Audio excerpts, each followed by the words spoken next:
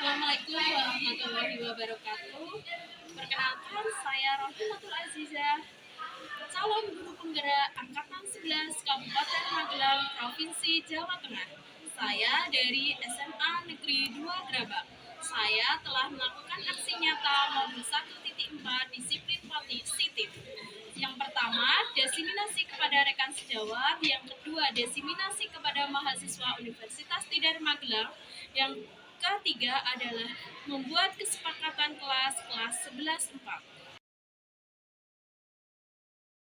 Selamat pagi Bapak Ibu semua. Perkenalkan, saya Rohimatul Azizah, calon guru penggerak Angkatan 11 Kabupaten Magelang dari SMA Negeri 2 Grabang. Di sini saya akan menyebarkan pemahaman dan penerapan pengalaman budaya positif. Yang pertama, konsep budaya positif adalah perubahan paradigma belajar, disiplin positif, nilai kebajikan, kebutuhan dasar manusia, motivasi perilaku manusia, posisi kontrol tubuh, keyakinan keras, dan segitiga restitusi. Perubahan paradigma belajar adalah pembelajaran dengan paradigma baru, merupakan pembelajaran yang dirancang berdasarkan prinsip belajar sesuai kebutuhan berdasarkan tahap perkembangan, sesuai teori psikologi modern untuk mewujudkan profil pelajar Pancasila. Selanjutnya, disiplin positif. Disiplin positif adalah cara menerapkan pendisiplinan yang bertujuan untuk menunjukkan kesadaran serta memberdayakan anak untuk mandiri. Disiplin positif dilakukan supaya anak itu melakukan sesuatu bukan karena ditakuti atau takut dengan hukuman atau ada ancaman. Jadi di sini dijadikan sebuah dia itu juga lepas ya. Disiplin positif itu merupakan pendekatan yang tetap memperhatikan hak-hak anak untuk berkembang dengan sehat, mendapatkan perlindungan dan merasa nyaman untuk terlibat dalam proses pendisiplinan. Sebagai pendidik, tujuan kita adalah menciptakan peserta didik yang memiliki disiplin diri sehingga mereka berperilaku mengacu kepada nilai-nilai kebajikan yang universal dan memiliki motivasi intrinsik dalam perubahan perilaku ke arah yang lebih baik. Nilai kebajikan itu yang pertama dari profil pelajar Pancasila ya, beriman, bertakwa kepada Tuhan Yang Maha Esa, berakhlak mulia, berkebinekaan global, gotong royong, mandiri, kreatif, dan bernalar kritis. Untuk dari PYP, Ibu Primary Program, toleransi, rasa hormat, integritas, mandiri, menghargai, antusias, empati, keingintahuan, kreativitas, kerjasama, percaya diri, dan komitmen. Untuk yang ketiga, keterampilan hidup atau life skill-nya dapat dipercaya, lurus hati, pendengar yang baik, tidak merendahkan orang lain, dan memberikan yang terbaik dari diri. Kebutuhan dasar manusia adalah kebutuhan untuk bertahan hidup, cinta dan kasih sayang, kebebasan, kesenangan, dan kepuasan.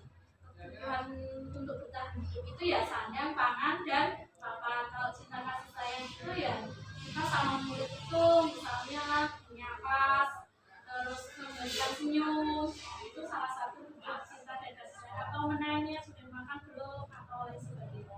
Terus ada kebebasan. Di sini kebebasan anak untuk ikut serta misalnya dalam organisasi, dalam ekstrakurikuler seperti itu. Terus kesenangan itu misalnya anak-anak itu senang ikut kegiatan yang ada di sekolah, misal jalan santai, outing kelas dan sebagainya. Untuk kekuasaan mungkin bisa menjadi anggota organisasi atau ketua OSIS atau ketua anggota atau kepramukaan itu ya, Terus untuk motivasi perilaku manusia itu untuk yang pertama adalah menghindari ketidaknyamanan atau beban. Tingkat rendah dari motivasi perilaku manusia. Yang kedua adalah mendapatkan imbalan atau penghargaan dari orang lain. Satu tingkat di atas motivasi yang pertama. Di sini orang berperilaku untuk mendapatkan imbalan atau penghargaan dari orang lain. Yang ketiga adalah menjadi orang yang mereka ingin akan dan menghargai diri sendiri dengan nilai-nilai yang mereka percaya. 5 posisi posisi kontrol guru yang pertama adalah menghukum. Seorang menghukum itu bisa menggunakan hukuman fisik maupun verbal. Yang kedua, membuat orang merasa bersalah. Pada posisi ini biasanya guru akan bersuara lebih lembut. Terus yang ketiga, sebagai teman, guru pada posisi ini tidak akan menyakiti murid, namun akan tetap berupaya mengontrol murid melalui persuasi. Yang keempat adalah monitor atau memantau. Memantau atau memonitor itu mengawasi. Mengawasi itu artinya kita sebagai guru harus punya catatan. Misalnya Aziza kelas 4 kali, itu ada catatannya 4 kali itu hari apa saja, tanggal berapa, seperti itu. Jadi untuk menjadi bukti fisik seperti itu.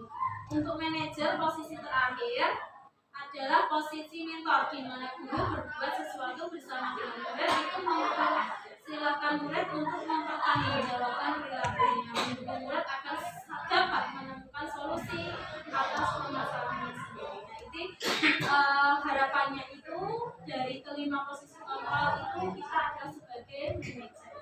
Jadi kalau sebagai manajer itu kita bisa menjadi yang lebih bijaksana dibandingkan di yang satu dari itu Terus untuk keyakinan kelas, mengapa keyakinan kelas bukan belajar kelas? Kalau keyakinan kelas itu kelasnya lebih sifat-sifat lebih abstrak daripada peraturan yang lebih rinci dan konkret. Yang kedua, keyakinan kelas itu berupaya pertanyaan-pertanyaan universal. Yang ketiga, pertanyaan keyakinan kelas itu senantiasa dibuat dalam bentuk positif. Yang keempat, keyakinan kelas itu hendaknya tidak terlalu banyak sehingga muridnya itu mudah untuk mengingat dan memahami. Keyakinan kelas sebaiknya sesuatu dapat diterapkan di lingkungan tersebut. Semua warga sekolah hendaknya ikut berkontribusi dalam pembuatan keyakinan kelas lewat kegiatan curah pendapat. Yang terakhir adalah bersedia meninjau kembali keyakinan kelas dari waktu ke waktu. Kalau keyakinan kelas itu berawal dari keyakinan dirinya sendiri, terus disampaikan di dalam kelas akan menjadi keyakinan kelas. Untuk selanjutnya adalah segitiga restitusi. Segitiga restitusi itu proses menciptakan kondisi untuk peserta didik memperbaiki kesalahan mereka sehingga mereka itu bisa kembali pada kelompok mereka dengan karakter yang lebih baik. Caranya bagaimana? Yang pertama adalah menstabilkan identitas. Yang kedua adalah validasi tindakan yang salah. Yang ketiga menanyakan keyakinan kelas. Untuk menstabilkan identitas itu misalnya Azza kok terlambat hari ini, kenapa dok kok terlambat, ada apa di rumah, apa. Terus nanti anak itu akan mencurahkan dan memberikan sebuah konfirmasi kepada guru. Validasi tindakan yang salah sebaiknya bagaimana, seperti itu. Terus menanyakan keyakinan kelasnya bagaimana. Oh, tepat waktu, berarti kalau seperti itu kelasnya bagaimana. Terus anak itu bisa mencari solusi dan sebagainya dan tidak akan mengulang kembali. Jadi di sini disiplin positif itu hendaknya guru memiliki standar kepribadian profesional sosial yang baik, di mana guru mampu merefleksikan diri dalam posisi kontrol saat ini, bagaimana perjalanan dirinya sebagai anak atau manajer yang menuntun muridnya menjadi insan yang mandiri, merdeka dan bertanggung jawab. Terima kasih. Akhiri, wassalamualaikum warahmatullahi wabarakatuh.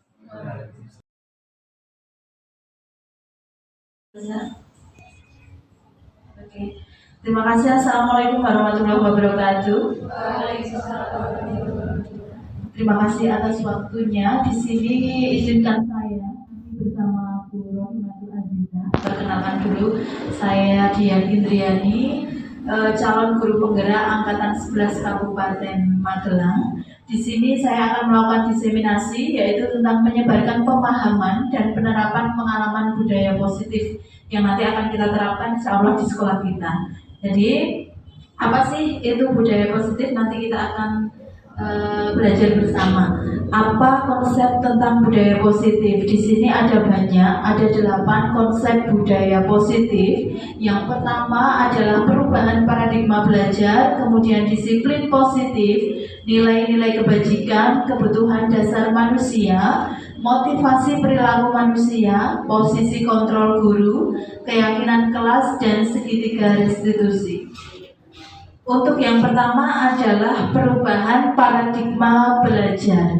Di sini dalam pembelajaran dengan paradigma baru merupakan pembelajaran yang dirancang berdasarkan prinsip pembelajaran berdiferensiasi sehingga para peserta didik belajar sesuai kebutuhannya berdasarkan tahap perkembangan sesuai teori psikologi modern untuk mewujudkan profil pelajar Pancasila.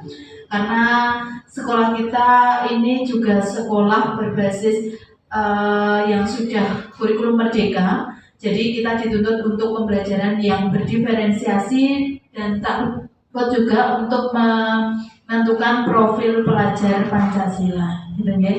Terus yang kedua, lanjut, adalah disiplin positif. Di sini disiplin positif adalah cara menerapkan pendisiplinan yang bertujuan untuk menumbuhkan kesadaran serta pemberdayaan untuk anak bisa mandiri. Disiplin positif dilakukan supaya anak melakukan sesuatu bukan karena ditakut-takuti dengan hukuman, ancaman, atau karena dijanjikan sogokan atau hadiah. Disiplin positif ini merupakan pendekatan yang tetap memperhatikan hak-hak anak untuk berkembang dengan sehat, mendapatkan perlindungan dan merasa nyaman untuk terlibat dalam proses pendisiplinan. Nah, jadi yang dimaksud disiplin positif ini kalau kita zaman dulu itu adanya ancaman, kemudian penghargaan, reward dan lain sebagainya. Tapi kalau untuk sekarang itu sudah tidak berlaku lagi. Artinya kita akan rubah nanti disiplin positifnya. Kemudian sebagai pendidik, tujuan kita adalah menciptakan peserta didik yang memiliki disiplin diri sehingga mereka berperilaku mengacu kepada nilai-nilai kebajikan universal dan memiliki motivasi intrinsik dalam perubahan perilaku ke arah yang lebih baik. Jadi harapannya ketika kita sudah belajar tentang disiplin positif, anak itu memiliki motivasi yang baik untuk bisa berperilaku yang baik pastinya. Kemudian ada nilai-nilai kebajikan. Dalam nilai-nilai kebajikan atau institusi organisasi itu ada 3. Yang pertama ada dalam profil pelajar Pancasila, itu yang terdiri dari beriman dan bertakwa pada Tuhan Yang Maha Esa, kemudian berakhlak mulia, berkebinekaan global, gotong royong, mandiri, kreatif, dan bernalar kritis. Itu masuk dalam profil pelajar Pancasila. Kemudian yang kedua itu ada Ibo Primary Youth Program atau PYP. Itu yang di dalamnya itu ada toleransi, rasa hormat, integritas, mandiri, menghargai, antusias, empati, keingintahuan, kreativitas, kerjasama, percaya diri, dan komitmen. Nah, kemudian yang ketiga itu ada keterampilan hidup atau life skill, dapat dipercaya, kemudian lurus hati, pendengar yang baik, tidak merendahkan orang lain, dan memberikan yang terbaik dari diri. Itu adalah salah satu nilai-nilai kebajikan yang ada dalam institusi atau organisasi. Kemudian yang selanjutnya ada kebutuhan dasar manusia. Nah, ini yang paling nanti kita pengen tahu sebelum kita mengetahui karakter anak dan lain sebagainya. Kita harus tahu kebutuhan dasar manusia itu ada 5, dan itu tidak dipungkiri, artinya kita semua pasti punya. Ya, jadi tidak hanya anak peserta didik, tapi semua yang ada di muka bumi ini punya 5 kebutuhan dasar. Yang pertama adalah kebutuhan dasar untuk bertahan hidup. Artinya bagaimana caranya kita bertahan hidup di dunia ini, itu kebutuhan kita pasti. Kemudian yang kedua, cinta dan kasih sayang. Setiap makhluk atau manusia yang hidup di muka bumi ini pasti penuh dengan rasa cinta dan kasih sayang. Artinya semua membutuhkan itu. Entah ketika kita waktu masih lahir sampai besok kita hidup mandiri pun kita masih tetap butuh cinta dan kasih sayang. Kemudian yang ketiga adalah kebebasan. Yang di sini maksudnya kebebasan itu bukan bebas dalam hal liar, tidak, artinya bebas yang beraturan. Maksudnya bagaimana Bu? Bebas di sini adalah bebas menentukan pendapat kita, tapi tidak keluar dari jalur aturan yang berlaku. Kemudian yang keempat adalah kesenangan. Kesenangan di sini juga sama. Setiap orang, setiap individu itu memiliki kesenangan yang berbeda-beda. Tapi cara meluapkannya pun juga berbeda-beda. Yang penting kesenangan ini tidak melampaui batas yang ditentukan. Kemudian yang kelima ada kekuasaan. Kekuasaan ini setiap orang pasti ingin memiliki daya kekuasaan. Artinya pengen terlihat, pengen dilihat. Yang dimaksud kekuasaan ini tidak harus menjadi seorang pemimpin ya. Artinya, oh saya pengen berkuasa, tapi saya harus memimpin nih. Contoh jadi ketua dan lain sebagainya, enggak. Yang dimaksud kekuasaan di sini adalah setiap individu itu biasanya punya tingkat kekuasaan atau rasa ingin percaya dirinya penuh untuk dihargai atau diakui sesama lingkungannya minimal. Contoh kadang anak itu kadang cari perhatian, itu bukti bahwa dia ingin menunjukkan kekuasaannya, bukan berarti dia caper dan lain sebagainya. Salah satunya iya, tapi kemungkinan terbesarnya adalah untuk menunjukkan kekuasaannya bahwa dia ingin dihargai di kelompoknya, begitu. Kemudian ada motivasi perilaku manusia. Motivasi perilaku manusia ini yang pertama untuk menghindari ketidaknyamanan atau hukuman. Ini adalah tingkat terendah dari motivasi perilaku ini. Jadi biasanya dia melakukan sesuatu itu untuk satu menghindari hukuman. Jadi melakukan ini karena pengen terhindar dari hukuman. Kemudian yang kedua untuk mendapatkan imbalan atau penghargaan, atau biasanya anak-anak itu melakukan sesuatu yang tidak sesuai dengan keinginannya, tapi dia mau melakukannya karena pengen imbalan atau penghargaan. Kemudian yang ketiga untuk menjadi orang yang mereka inginkan dan menghargai diri sendiri dengan nilai-nilai yang mereka percaya. Nah, di sini yang dimaksud adalah mereka ingin menghargai dirinya sendiri dengan bagaimana cara dia mengeluarkan nilai-nilai yang ada pada dirinya sehingga orang itu mampu percaya pada dirinya. Oke, untuk slide selanjutnya nanti akan dipaparkan langsung oleh Bu Rohimatul Azizah. Di sini saya akan memaparkan mengenai posisi kontrol guru. Nah, yang pertama adalah sebagai penghukum. Penghukum di sini adalah seorang penghukum bisa menggunakan hukuman fisik maupun verbal. Misalnya ada yang terlambat, mungkin ada yang dulunya ya waktu jadi siswa diminta apa kalau kalian terlambat, misalnya mungkin membersihkan kamar mandi. Terus ada apa lagi? Misalnya lari. Itu kalau fisik contohnya. Kalau verbal biasanya seperti apa contohnya? Boleh dicontohkan?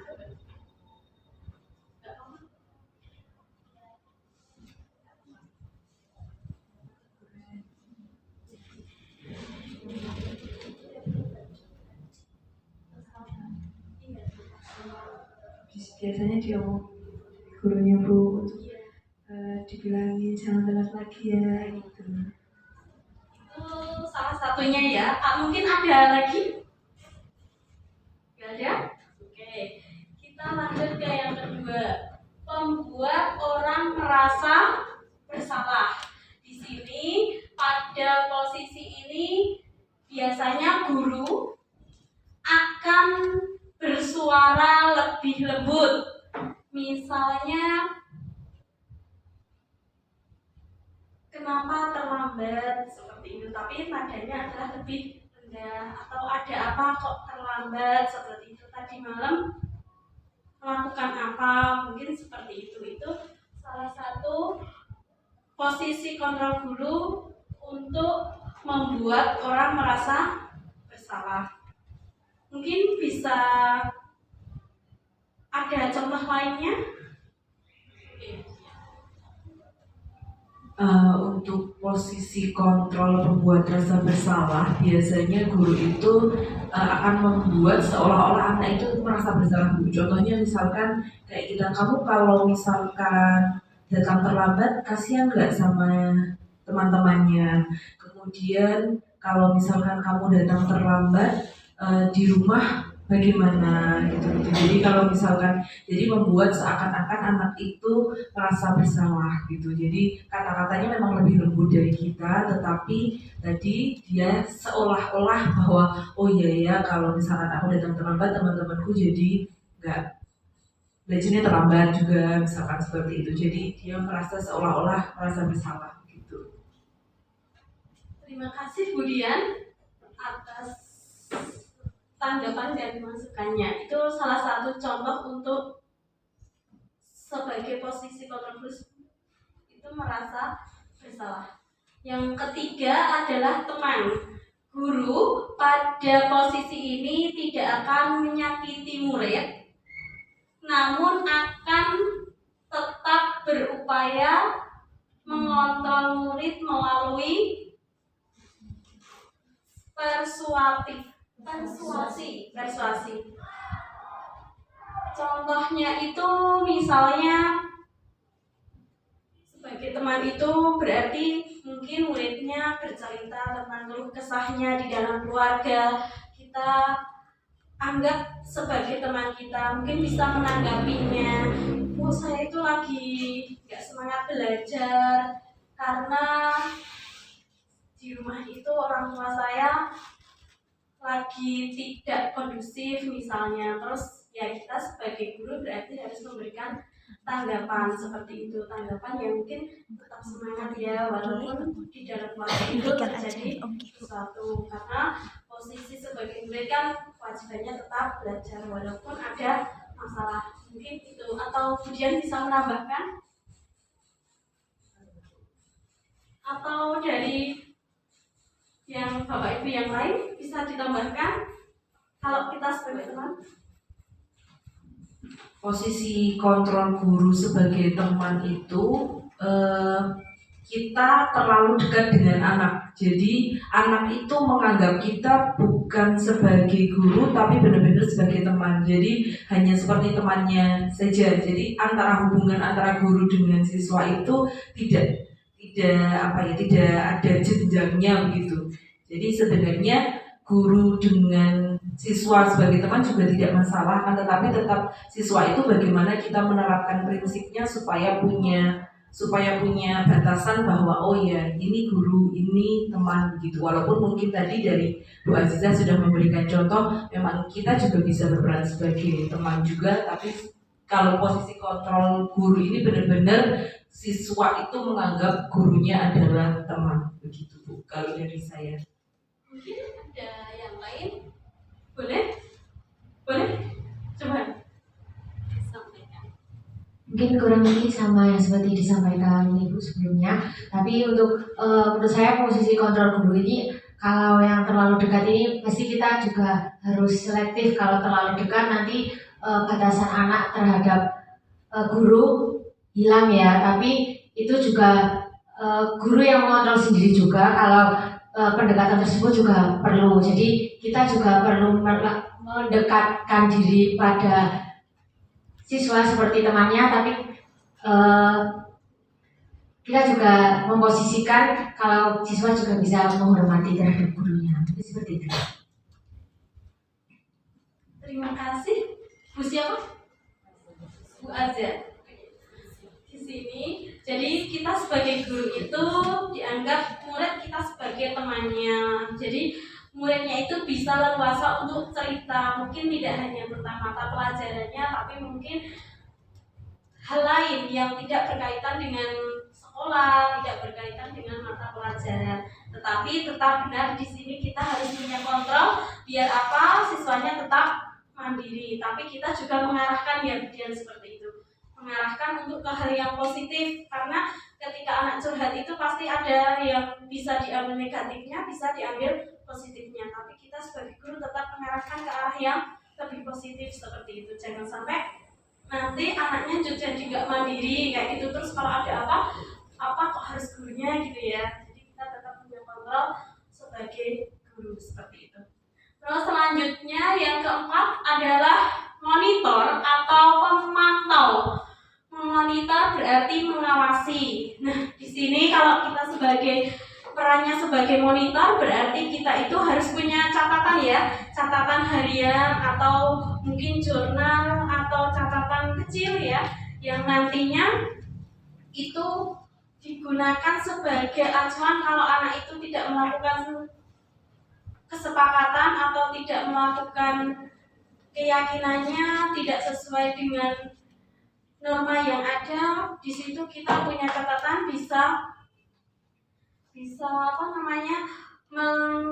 punya bukti kalau anak tersebut itu melakukan hal-hal yang tidak sesuai dengan kesepakatan. Jadi terdaftar dengan baik, ada buktinya. Jadi kalau misalnya kita memanggil orang tua seperti itu, kita punya bukti. Jadi tidak hanya berupa komunikasi atau diskusi saja, tapi benar-benar ada buktinya.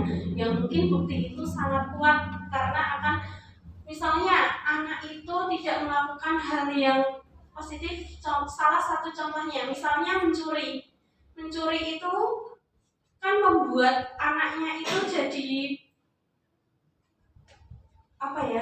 jadi kita dapat menyimpulkan dalam menerapkan program disiplin positif, hendaknya guru memiliki standar kepribadian, profesional, sosial yang baik, di mana guru itu mampu merefleksikan dirinya dalam posisi kontrol saat ini. Bagaimana perjalanan dirinya sebagai among atau manajer yang menuntun murid-muridnya menjadi insan yang mandiri, merdeka, dan bertanggung jawab. Jadi intinya disiplin positif di sini itu adalah untuk memerdekakan siswa juga. Tetapi di sini juga siswanya itu terarah sesuai kodratnya, sesuai potensi yang ada di dalam diri siswanya. Kalau dalam pembelajaran mungkin sesuai dengan bakat minatnya. Kalau dalam tingkah laku berarti sesuai kodrat yang sudah ada sejak lahir dan sesuai dengan kodrat zaman saat ini yang dimana era teknologi itu sangat berkembang pesat ya, yang dapat bisa dimanfaatkan kita sebagai guru di sekolah untuk mengatasi siswa-siswa yang tidak sesuai kesepakatan. Teknologi juga bisa digunakan dalam pembelajaran. Seperti itu. Ada tambahan dari Bu Dian atau sudah cukup? Cukup. Ada pertanyaan dari Bapak Ibu guru yang lain? Ada pertanyaan? Nggak ada? Sudah? Oke, saya akhiri. Terima kasih atas waktu yang Bapak Ibu luangkan untuk kami, sehingga saya dan Bu Dian dapat melaksanakan designasi disiplin positif kepada para mahasiswa Universitas Tidar Magelang. Saya akhiri. Wassalamualaikum warahmatullahi wabarakatuh. Waalaikumsalam. Terima kasih ya. Berikan identitasnya. Kemudian tadi dicari tahu, kalau sudah tahu alasannya dikemukakan, kemudian kita tanya lagi untuk memvalidasi tindakannya tadi. Kira-kira tindakan yang kamu lakukan ini sudah benar atau belum?